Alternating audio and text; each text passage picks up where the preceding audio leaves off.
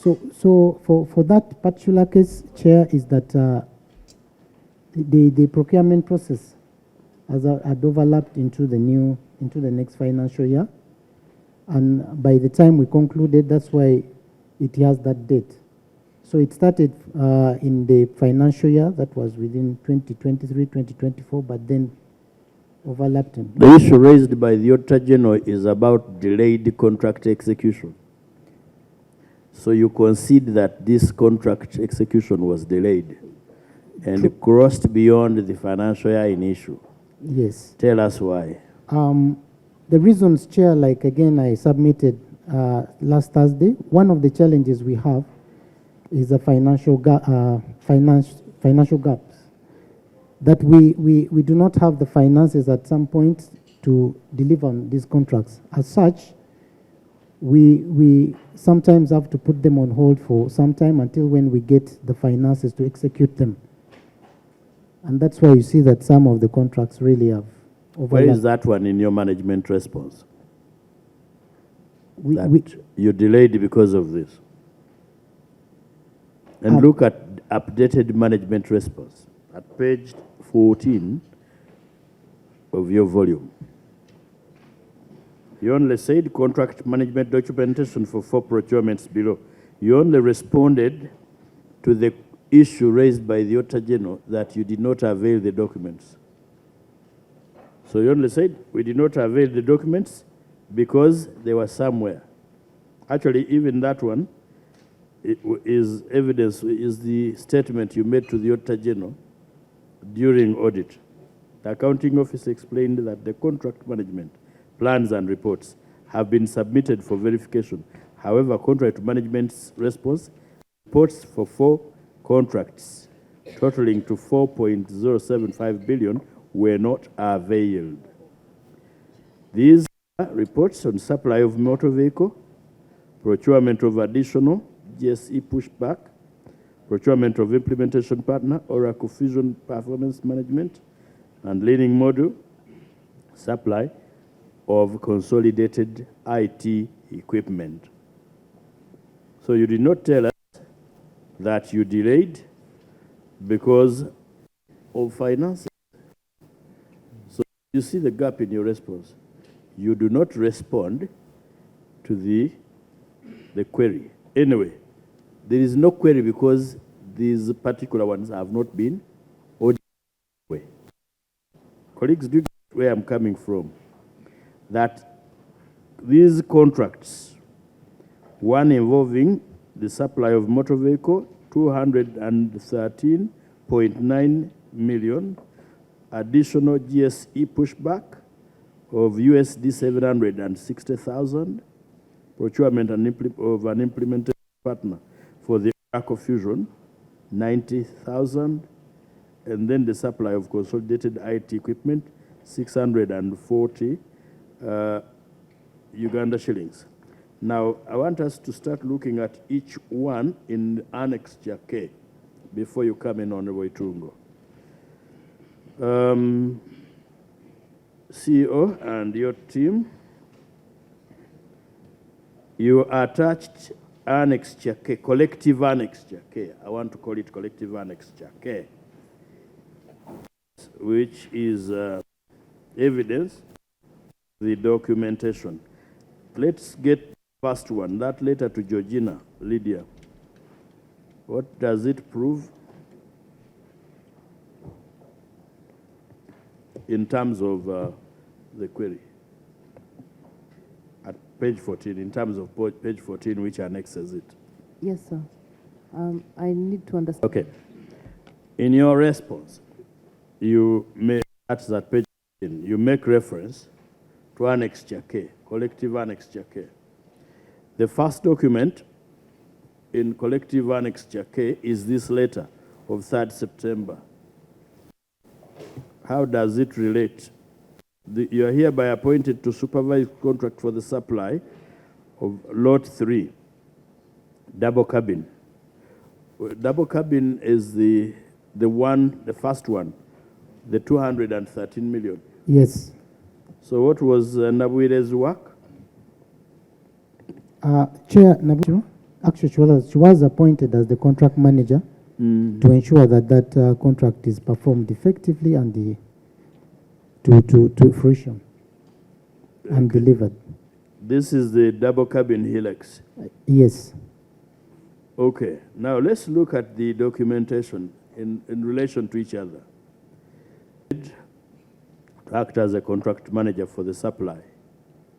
She's appointed on 3rd September 24. The delivery note indicates a date of 30th January 2025. By the time you appointed this contract manager, you now had the money. Am I right? Yes, Chair. When did the procurement begin for that double cabin? Chair, I don't have the facts of the procurement right now, but I can get the facts and submit. Do you know when you received the money? Chair, part of what we do also in the planning is that some of the monies that we utilize for our planning of the procurement plan is internally generated. So in this case, I don't think that we're expecting money to perform on this, but to use what has been internally generated. Okay.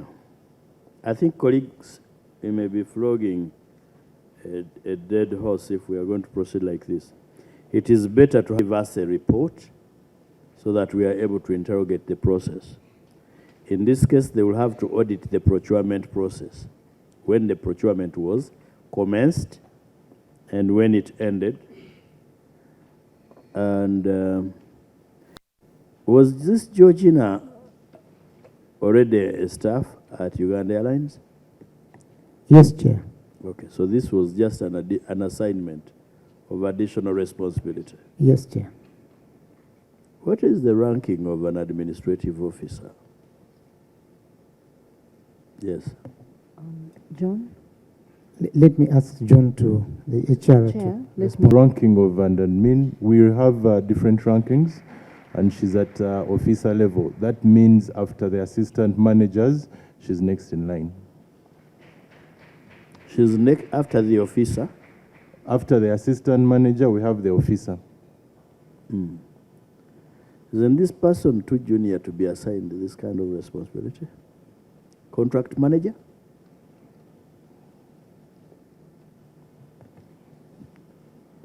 Thank you, Chair, for your question. It depends.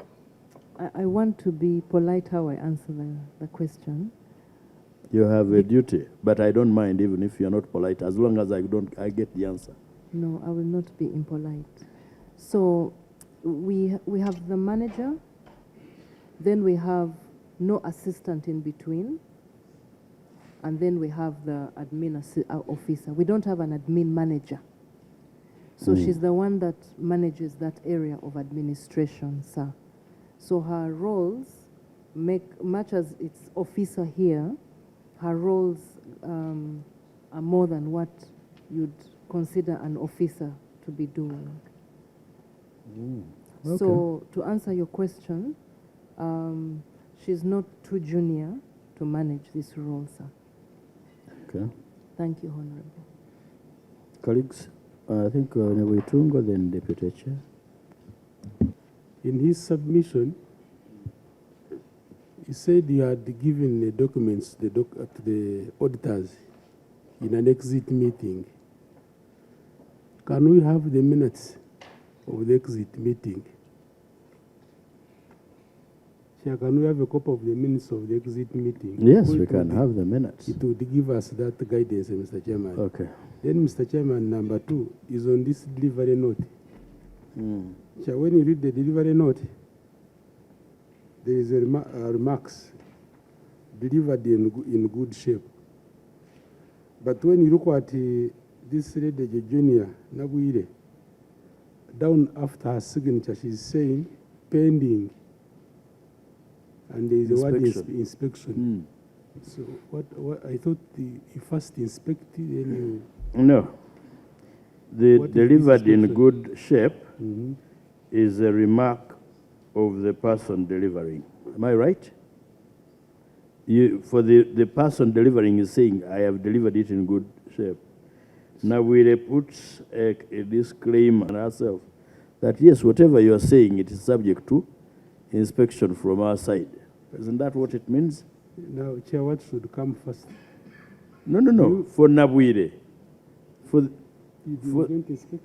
You first deliver, because how else would you inspect? But this one says subject to inspection. It is okay. Okay, Deputy Chair. Thank you, Chair. Look at page 12 of the management response. Page 12, contract number 2. That is procurement of additional GSEs, pushback and conveyor belts. We're at page 12. When look at the management response, contract number 2, the manufacturing for pushback and conveyor belts commenced upon 30% advance payment. Factory acceptance test was done and shipping was made on 19th February 2025. Chair, when you go to page 11 of the Auditor General's report, page 11,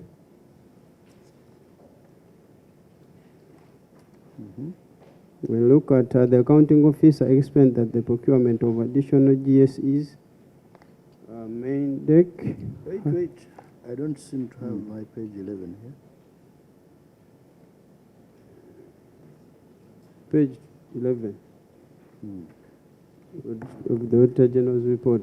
Yes, this is the one I'm looking at. This is page 10. This is 12.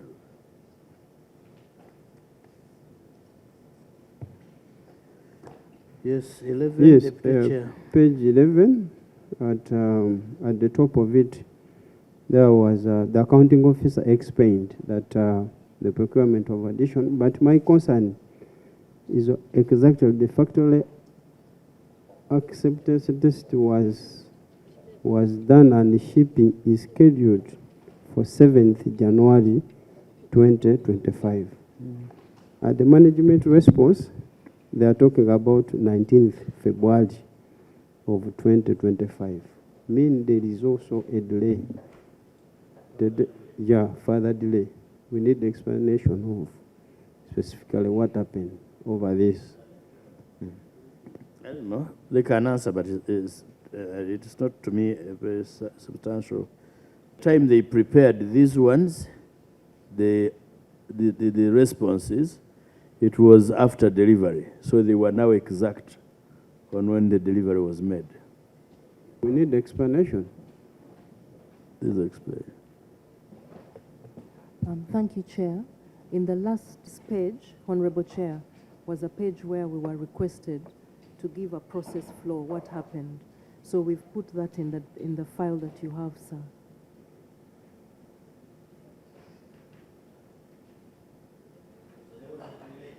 $12 days. Yes, there was a delay. By the time they were talking to the auditor, if delivery had not been effected, by the time they were writing the responses to us, delivery had been effected. Chair, not 12, almost 40 days. 40 days, yeah. That was the delay. It was. We shall make our... I think, like I guided earlier, let's have these, Madam Auditor, let's have this audited and you'll give us a report in 1 week. Unfortunately, my question, yes. on the same directed to inquire on their readiness, their strategy going forward, Oh, yes, that question is supposed to be answered. and they haven't yet answered. They have not, I agree. We sustained that question and they are going to answer it. Yeah. Yes, but I wanted to say, let this be audited. The accounting officer of the airline company to ensure every contract has a detailed management plan, outline timelines, monitoring mechanisms, and deliverables. We want to know the status whether these are in place.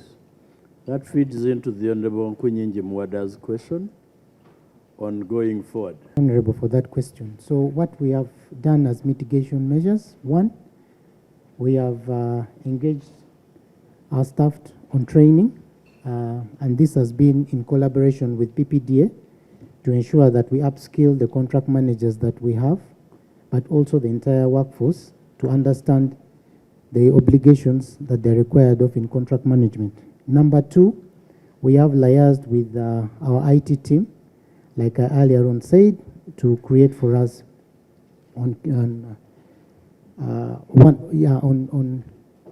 SharePoint, where we are able to upload some of the documentations so that we have soft copies. The other one that we have also done basically is that we have ensured that we appoint more than one contract manager, especially for complex, given the challenges and the gaps that we have had in managing these contracts, so that at least there is some level of balance in reporting. As PDU as well, we provide monthly reports to our CFO, outlining challenges and also highlighting the critical contracts that we have, one for provisioning, and then the other two, we also highlight the challenges we are facing with certain contracts. And then lastly, Chair, what we have also done is that we have instituted a mechanism where we are able to collaborate with all the contract managers to ensure that going forward, we are speaking the same language, we are monitoring the contracts in tandem, and this is based on the meetings that we are having with them and then constant follow-ups. Now, as PDU again, we have also generated a comprehensive contract management file where we update on a weekly and share some of the information to HODs on a weekly basis, especially for the items that are fast moving. And like the CEO had said, especially for the in-flight, for those that are not as fast moving or for services and works, we have gotten in touch with the contract managers to ensure that we have at least reports on a monthly basis to submit and attach onto those files. So yes, we have instituted some mechanisms to ensure that we do not have a repeat of what we have going forward. So Chair, that is my humble submission. Honorable Swambi. Is giving good tips about procurement. But you have those guidelines documented for you to have like a checklist or a template, because what you are talking about is at like your whims, or when you have a problem, then you come to patch up. Do you have those guidelines documented for guidance of your subordinate staff? Yes, Honorable. What you are doing. We also want to learn from tracking mechanism. What I'm excited to hear is that you have weekly meetings, because in that case you would know where you are lagging behind. Okay. Chair, for the weekly is that we share the weekly status reports for fast moving items. And yes, I was complimenting you.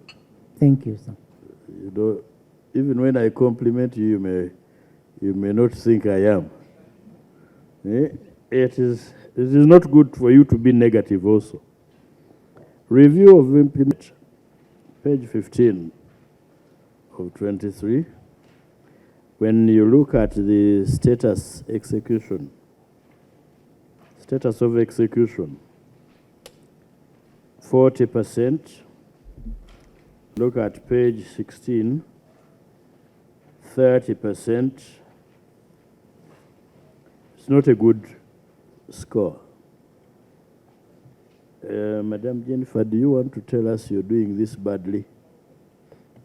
You're doing so badly in terms of you know, finances, so as to impact this much?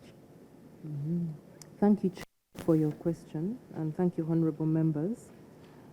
Chair, for that financial year, we were approved to, our strategy was $201 million. because our strategy had ideas that we have been going through the report. If you notice, the Auditor General, the auditor team had issues like ammo, cargo, warehouse, things like that. Some of these things, our inability to conclude them were issues out of our making. But I'll endeavor to explain Out them. of or beyond? Beyond, rather. Thank you for the correction, Honorable. So we had a strategy for, which was approved, of about 143 million. Now, Chair, certain activities... 143 million... out of 201 Yes. million 143, dollars. Yes. Chair, about 29% was unfunded. So the 30, 40 you see are the different objectives that are in that strategy and what falls under those objectives. So the first objective that you see in section 1, we only executed 40% of it at the time of this audit. Chair, we didn't have the resources because at the time it was, we were using our internally generated funds. And, but some of them now have been handled, but at the time that was the challenge. No, you see the trouble and why I'm finding it disturbing. Yes, sir. Is at the time it was 40%. Yes. But by the time of writing this response, Yes, sir. you do not update us to say this What is is- how far, because you are saying status of execution. As at the time of writing this, what I would have expected Was to give you an update. is to say, yes, it was 40% then. Yeah. We are now at 80%, because once we do not do in the financial year, we roll it over.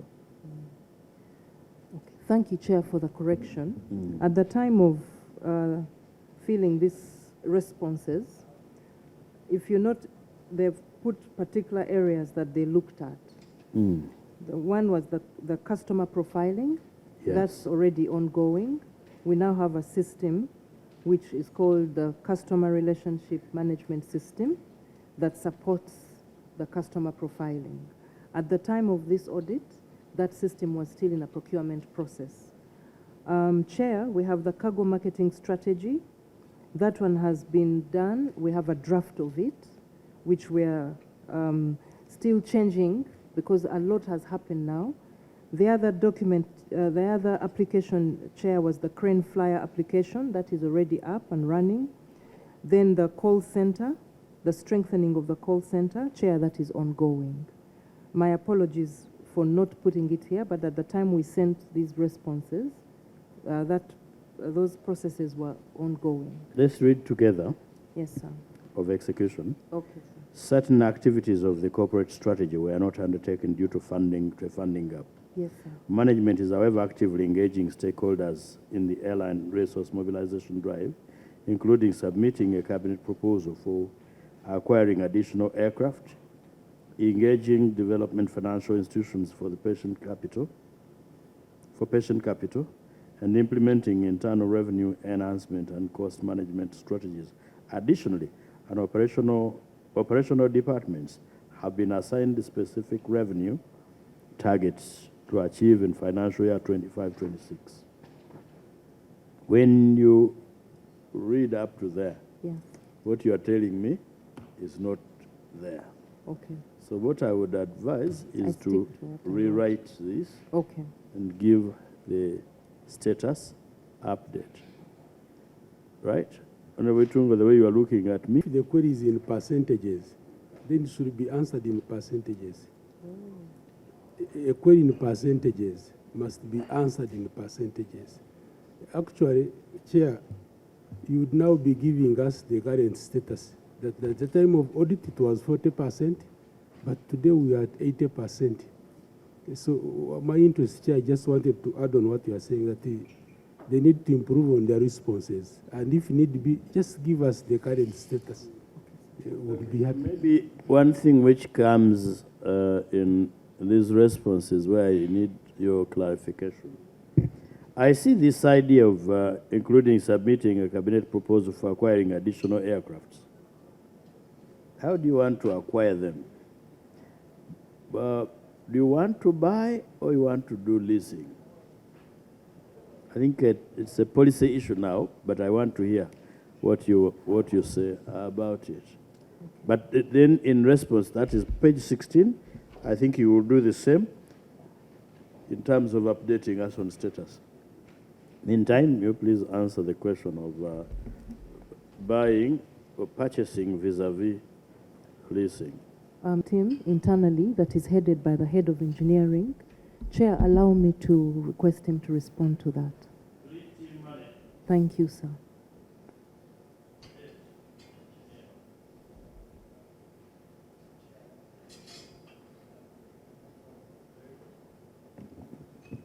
Sorry, Chair. Turbulence when I was communicating. The question I am asking, acquire. Now acquiring could be donation, could be... Thank you, Chair. It's to purchase. You want to purchase? Yes, that's correct, to purchase. What informs your strategy? Well, supposing you do leasing, what are the disadvantages of leasing? And advantages? Thank you, Chair. Probably let me throw more light in terms of the purchase. Right now, if you'd like to purchase a brand new aircraft, you would have to have a waiting time of about 5 to 6 years, depending on which aircraft. So as a bridging solution, because you can't wait, you need to expand, so you've got to lease aircraft. In the meantime, you're waiting for your aircraft to be delivered. That means if you've gone ahead to order them and do the down payment, you've got to wait for the 6 years. But you can't wait that time because you've got to operate, yes. At how many aircrafts do you want to acquire? 8 aircraft. That is, we're looking at on the narrow body, 4 of them. Then for wide body, we're looking at 2. That means the long haul ones, wide body 2, and then 2 freighters. The freighters, we're looking at a standard body. That means it's a small one. And then a medium range one. So those are 2. So for the medium range, 4. Then for the wide body, 2. And then for the freighters, 2. Let's start with the one of the small body, not wide body. Wide body. How much how much is your projection each? Are those figures? You don't have the figures. I don't have the figures. I can even give you time, because we are now speaking mathematics. That's why I had opened my calculator here. Give us the projected figures for each, and give me the figures. Okay, give me the time for which you intend to fly time. Then you give me you give me a comparative figure. If I went on the market to lease, okay, give me the advantages and disadvantages of both purchase and leasing. Advantages and disadvantages. Okay, but also take me into figures. Now, you being an engineer, you're better than me in mathematics. When I failed mathematics, I ran to the Honorable Nsibambi to teach me the law. Now that I have you and you're better at that, kindly do that for me. Thank you, Chair. May not have the figures here with me. Don't give me the figures now. With me right now. But to speak to the advantages, the pros and cons of leasing versus the purchase. Purchase. Number one, the pros for leasing, it's a turnkey solution. If I want an aircraft now, there are if I might call stockists, or there are lessors out there that have them readily available. And the advantage to that is I can use a specific aircraft to test the market. Because unleasing has a time frame to it. Let's say I can lease an aircraft for 6 months, 1 year, depending on my requirements. So if I lease an aircraft and utilize it, I will be able to tell that, okay, this fits my requirement. Even, you can do a research and you test it. So if it doesn't fit your requirement, you take back the leased aeroplane. So that's an advantage. But if I've purchased an aircraft, I will have depreciated it, and by the time I'm selling it, I may not be able to recover my money. So that's one advantage with leasing. And then the other one is, well, I'm a finance person, but I do have a little bit of understanding. If I purchased an aircraft, it will hit my books in terms of depreciation. But also, I will have to pay certain dues for this particular aircraft. So when I'm leasing an aircraft, I just pay the lease charges, and then that's it. Yes, yeah. So that's the advantage. How about the risk in terms of any problem, in terms of a risk related to maintenance, risk related to accidents? Okay, that's covered by insurance. Yes. So whether I purchase the aircraft or I lease it, it's still covered by... You are the operator? Yes, I'm the operator. It's covered by leasing. There are two types of leasing. There is probably three. There's the dry lease, which I actually have the whole control. I still have to pay for leasing as a lessor. If it is a wet lease, it's included in my lease cost. So either way, I still have to pay for insurance. So I am covered in terms of insurance. What was the other question? In terms of maintenance. Either way, you still have to pay for maintenance. With the dry lease, I take care of maintenance as an entity. If I'm wet leasing, the fees that I pay to the lessor, it still includes maintenance. So either way, I still have to pay for maintenance. Except for if it is a wet lease, the lessor has to put his own markup because he's out there to make profit. So on top of the maintenance costs, he still puts his markup. So wet leasing is a little bit more expensive than dry leasing. So in terms of... So in your write-up, please include all those ones. Because, but also the life of the aircrafts you're looking at. Honorable... the life? Yes. It has a lifetime. When I buy this car, I know I will not drive it beyond... for those of us, the Bafunampola, I will not drive it for more than 20 years. Then you also tell me for how long you intend to ride to fly that aircraft. Honorable Bumali Mpindi. Yeah, but I have 3 questions. One, I want him to update us the status of the proposal of acquiring these aircraft, because the proposal is submitted to Cabinet, but you have not told us how far as Cabinet,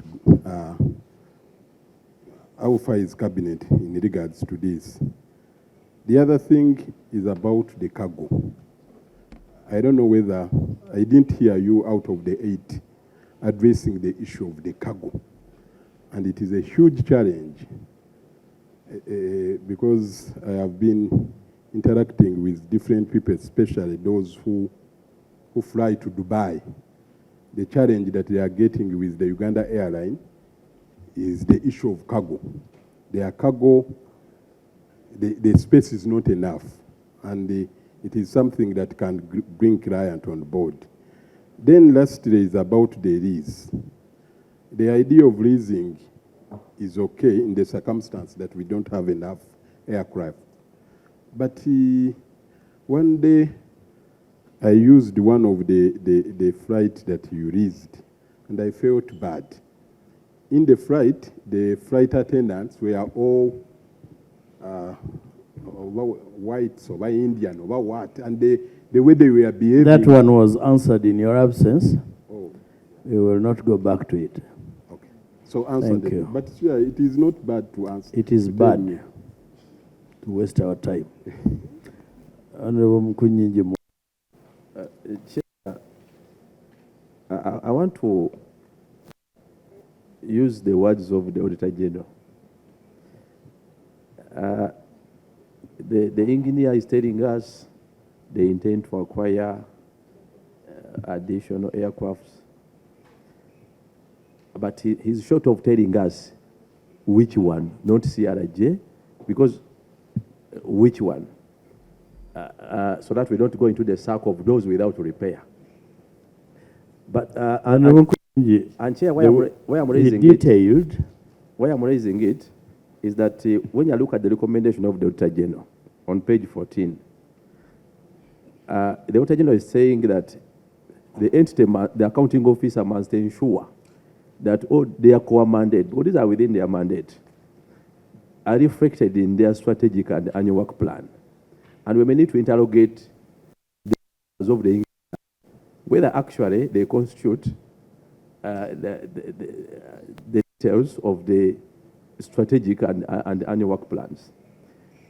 Because before you talk about resources and mobilizing resources, and I saw in part of their response, they're even talking about negotiating with, I think, financial institutions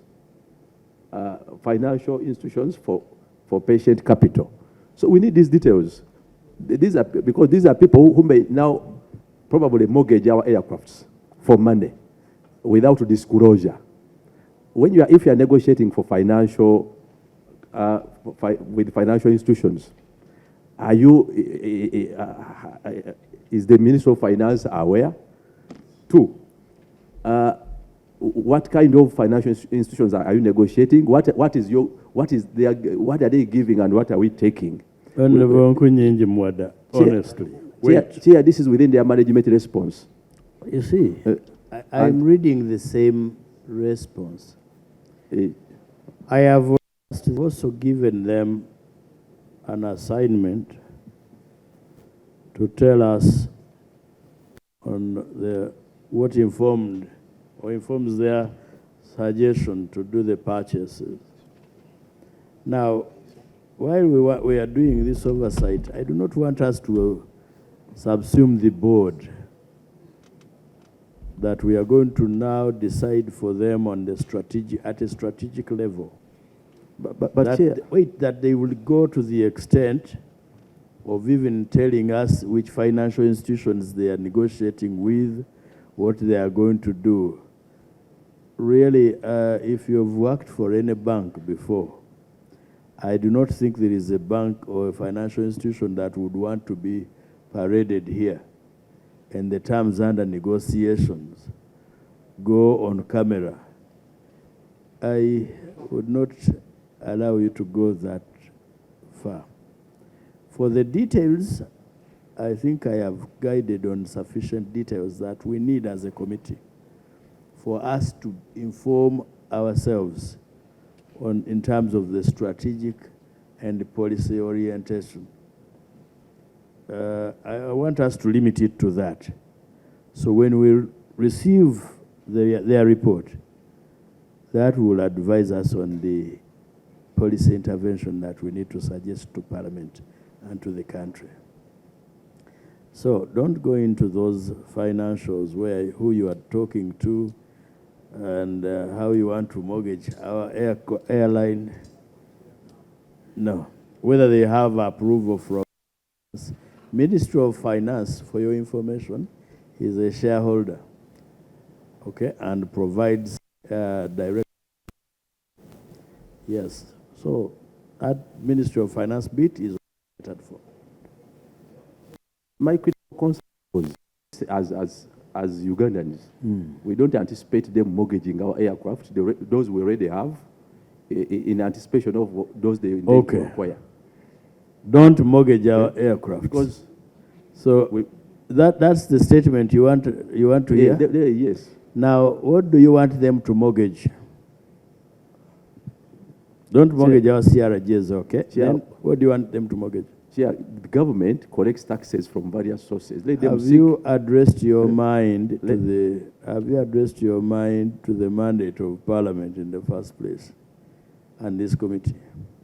Now, what you are saying is a policy recommendation that when they are borrowing, let government guarantee the loan, if any. The preliminary would be to say, don't even borrow. Government, provide them with the money they need. You understand? Because some of us are against excessive borrowing. But that's not our mandate to decide whether they will borrow or not. Because supposing somebody tells you, we are not in a position to raise that money. But that's our discussion, in-house boardroom discussion. We will handle that. It's not for this. Deputy Chair. Number 2. At page. That is page 16 of management response. Okay. Only 30% of planned activities were executed. And that is the status of execution. Page 16.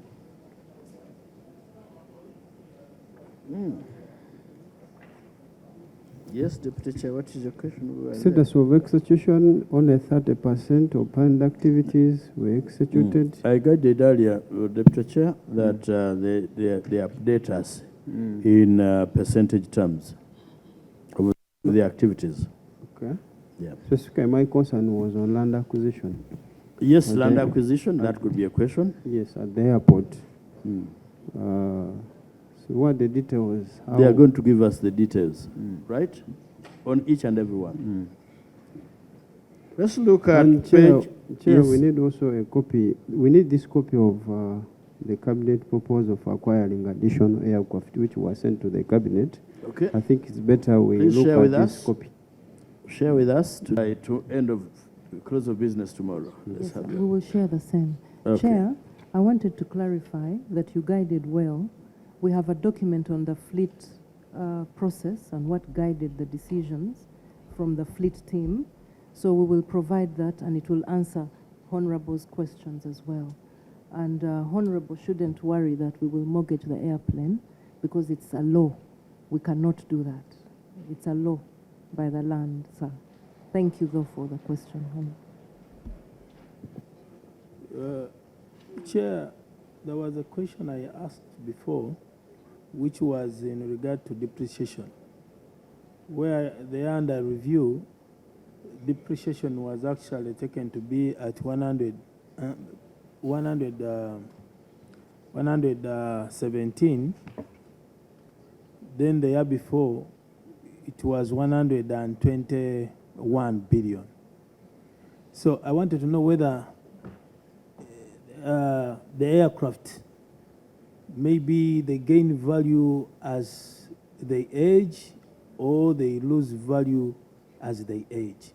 So that's what I wanted. To the gentleman in finance to respond to that.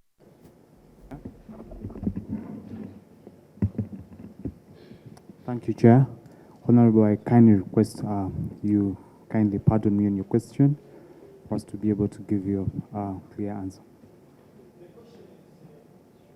2024, the value of depreciation is at before, that is 2022, 2023, it was 100. 2024, 2023, 2024, it is 117. 2022, 2023 is 121. So there is a difference that in the previous year, depreciation was given a high figure. Then the year under review, depreciation reduced. So is that possible that the aircraft gains value as it ages? Oh, something, because we may give a wrong assumption that Ugandans should expect a lot of money from the aircraft as it ages. Thank you, Chair. For the year under review, that is 23-24, there was a change in the accounting estimates. When I say change in accounting estimates, that is provided for in the accounting standards. So that meant that the rates that we're using to depreciate some of the assets were changed. And by changing that, that meant that the depreciation would automatically go down. To repeat what he has said. Thank you, Chair. There was a change in accounting estimates for the period that is 22-23 and 23-24. So changing accounting estimates implies that we are going to change some of the depreciation rates that we're using to depreciate our assets. Case in point, we were depreciating our engines of the aircraft at 16.7%. That gives us a lifespan of about, that gives the aircraft a lifespan of about 6 to 7 years. And if you look at our engine, the depreciation should be in terms of engine run hours. So that implies that you cannot say only 7 years, that is the value at which, or the 7 years is the useful life of the engine. So this implied we had to change the accounting estimates, and changing the accounting estimates automatically means that you're going to have a lower depreciation than what you had in the prior year. Answered? Mr. Chairman, initially they applied a different formula, and now they have been able to revise it to a different formula to get to the level of depreciation. Now, truthfully, in a business language, to someone who is listening to us, what should we go with? Should we say the aircraft engine is to last between 6 to 7 years, or it is more? Putting aside the technicalities of formulas and so on, what should we go with? That the engine can last 10 years, or it is between 6 and 7 years? The engine of an aircraft can last beyond 6 years. And that implies, because again, as we are looking at the engine run hours, because an engine goes for, as the engineer alluded, the engine will go for a shop visit, which is a C-check, at the end of the after running for 10,000 hours. So at that point, when it goes for a C-check, it's going for an overhaul. It's going for maintenance. At that point, you can either revalue the engine and say that after the overhaul, you're giving the engine a new life. So that implies it can run for another 10 hours. So in that case, we then say that the engine can run for more than 6 years, because you cannot estimate for how long, in terms of years, the engine will run to make the 10,000 hours. So it could be 6 years and above, or it could be 6 years, and depending on the utilization of the aircraft.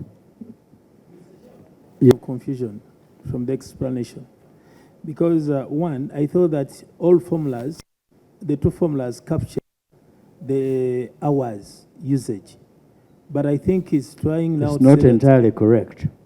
It depends on how often you use it and for how long, for you to cover the 10 hours. You may cover the 10 hours in 1 week, then you go back for the C-check. You may cover the 10 hours in 1 month. Chair, let's allow the engineer to respond to the question, and also we'll allow. Let the engineer educate us. Yes, and then another colleague will educate on the issue that he asked. And I do not mean the engineer that is walking in and that is not smartly dressed. I would like to explain the life of aircraft. Aircraft are lived in either in the calendar days or in the flight hours, or what they call also engine hours. For engines, like you're requested, when the manufacturer builds these engines, they will tell you that the life of these particular parts will be X number of flight hours or flight cycles, as they call it. So when that time comes, whether the engine is working very well, you have to remove it and take it to the shop for overhaul. So during overhaul, they replace so many parts, and that aircraft and that engine is more or less as good as new. The life is more or less to zero. So that means its life gets back to where it was. So it starts from that point. Okay. So that's the life of aircraft parts. It is either in flight cycles or in flight hours. So a flight cycle is when an aircraft, if it takes off and lands in the next destination, that is one cycle. If it takes off and lands in another destination, those are two cycles. So that's how the life is. Then the hours are just the normal hours that you have. If it flies from here to X destination and it takes 2 hours, so the life there is 2 hours. So the life of an aircraft parts in there are in terms of flight hours and the flight cycles. And the utilization will inform when they go for maintenance. So if I have my aircraft parked most of the time, and the regulation says I have to replace or overhaul this part after, let's say, 10 cycles, if I park it for 1 month and fly it only twice, I only utilize 2, so I get more time on it. So that's how the life of this aircraft are managed. Martin, have you been educated? Very big financial cost. Indeed. Because repairs alone are very expensive. So we need to understand it better so that we can explain the reason why the aircraft is actually, the aviation setup is incurring more losses. So that's why we are interested in knowing the difference between the first formula and the current formula. Why did you deviate from the first formula now to the current formula? What are the issues that you realize that perhaps were causing a financial loss, and therefore by applying this formula, saving some money? Because ideally, like I have a car, the mechanic may tell me every week, come and we do service, even why it's not necessary. Engineer, can you also pick the clarity from on the cycle and the hour? You said when the flights come, they fly to different destinations. So if you are talking of the cycle, which you explained that the cycle is counted when it departs and when it reaches the other side. So supposing it is flying to Nairobi and another is flying to London, and for you are counting the cycle, in terms of distance, are those cycles the same? Okay.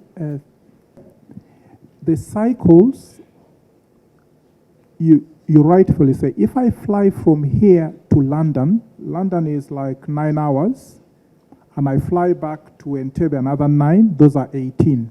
But I will have done 2 cycles, but 18 flight hours. If I fly to Nairobi, which is 1 hour, and return to Entebbe another 1 hour, I will have done 2 cycles and 2 flight hours. So the cycle is when you take off and then when you land. So the longer the distance, the fewer the flight cycles. That's how it works. And aircraft parts are lifed either way. There are parts that are lifed using cycles. That is for your engine. For the engine, it is in terms of the cycle. So if I take off and land, that is 1 cycle. Yes, so, but for aircraft, there are certain things. I'll give you an example of the airframe, the body of the aircraft is lifed both on cycles and then on the calendar days this time. if the program from the manufacturer tells you this aircraft, after 1 month, you've got to do X number of checks. Whether it is perfect, it's flying, no issues, in that 1 month, you've got to do it. There are no shortcuts to that. Otherwise, if you don't do it, you are not following the regulation. So that's how we manage maintenance. I just wanted to learn the 10-hour. That's where we have a department that does the planning. Okay.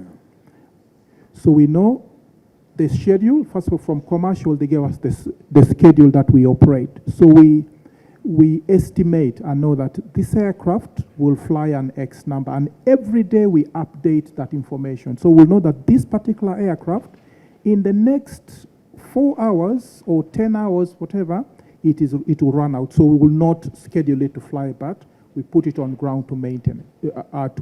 So it's all planned. There's a whole department in engineering that does the planning, what we call maintenance planning, to ensure that this aircraft do not fall due when it is on a flight or when it is at the other destination. So we plan all that maintenance. So on fixed deposits, in the year 2023, there was some money. 2024, the dash. Maybe you'll also explain. Page 23? Page 32.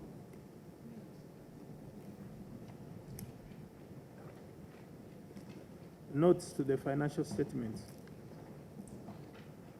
That is 13 software.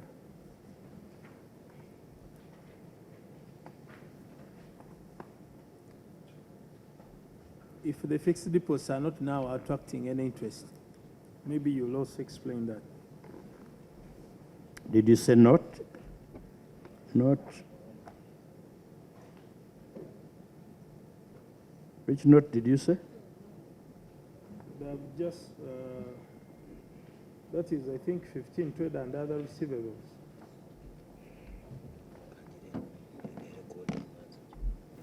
Trade and other receivables.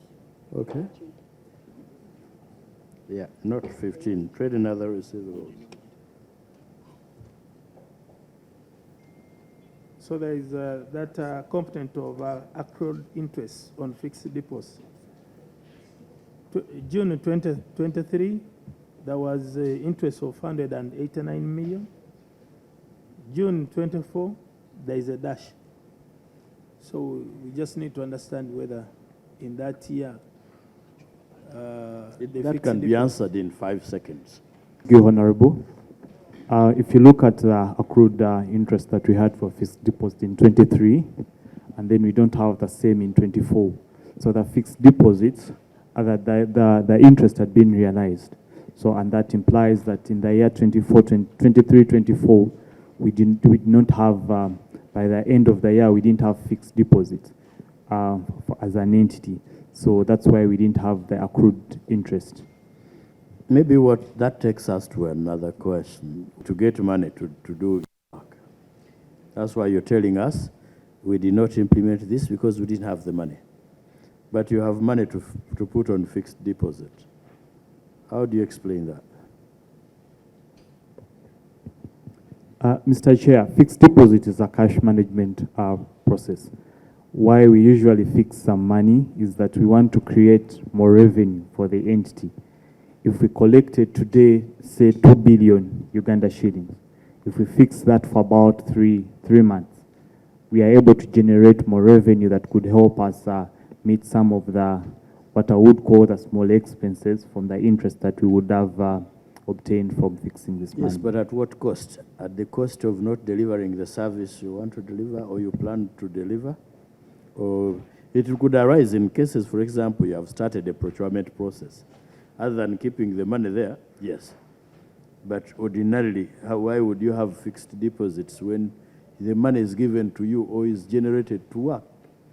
Make more money, deliver service.